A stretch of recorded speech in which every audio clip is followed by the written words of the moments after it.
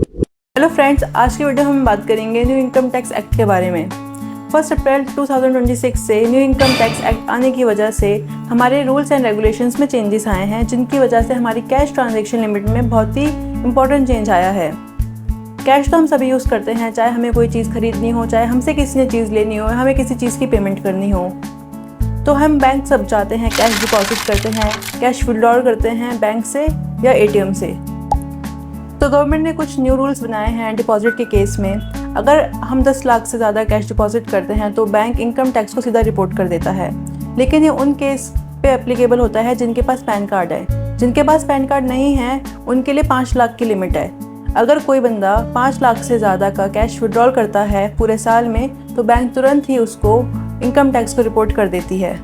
अब आते हैं विड्रॉ के केस में। अगर आप कैश विड्रॉ करते हो 50 लाख तक का अपने करंट अकाउंट से, तो बैंक आपका इनकम टैक्स को रिपोर्ट कर देता है। अगर आप सेविंग अकाउंट से कैश विड्रॉल कर रहे हो 1 करोड़ तक का, तो बैंक आपका सीधा 2% टीडीएस काट लेता है, जो कि आप ITR फाइल करके क्लेम कर सकते हो। अब आते हैं प्रॉपर्टी के केस में, जिसमें आपको टोकन मनी देनी होती है। आपकी प्रॉपर्टी कोई पसंद आई, आप गए सेलर के पास, आपने बोला ये लो कैश और ये प्रॉपर्टी मेरी हुई, लेकिन ऐसा नहीं होता है। प्रॉपर्टी के केस में भी आपको सिर्फ 20,000 तक का ही कैश पेमेंट करना होता है। अगर आप 20,000 से ज़्यादा तक का कैश पेमेंट करते हैं तो आपको इसमें 100% तक की पेनल्टी लगती है। लेकिन अगर आपको किसी भी रीज़न से अपनी ये प्रॉपर्टी की टोकन मनी रिफ़ंड करनी होती है, तो भी आप ये 20,000 तक का ही रिफ़ंड कर सकते हो। इससे ज़्यादा का आपको कैश में नहीं पे करना होता है। अब बात करते हैं हम बिज़नेस की। अब बिज़नेस के अंदर हम सेल्स एंड एक्सपेंसेस करते हैं। सेल के केस में आपको एक बात ध्यान रखनी है कि अगर आप सेल के अगेंस्ट में कोई पेमेंट ले रहे हो तो वो 2 लाख से ज़्यादा की नहीं होनी चाहिए किसी पर्सन से। अदर देन कैश करते हो तो कोई इशू नहीं है। और रही बात एक्सपेंस की, अगर आप अपने बिजनेस के लिए कोई एक्सपेंस कर रहे हो किसी पर्सन से, तो उसकी भी अमाउंट होती है 10,000। आप 10,000 से ज़्यादा किसी भी एक पर्सन को नहीं पे कर सकते पूरे दिन में कैश में। तो यहाँ पे 10,000 तक की लिमिट है। अब आते हैं लोन के केस में। लोन में भी हमें रिक्वायरमेंट्स होती है लोन लेने की।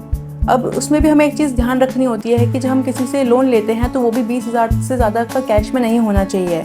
और अगर हम उस लोन को रीपे कर रहे हैं तो रीपे अमाउंट भी हमारी 20,000 तक की होनी चाहिए, 20,000 से ज़्यादा की नहीं होनी चाहिए।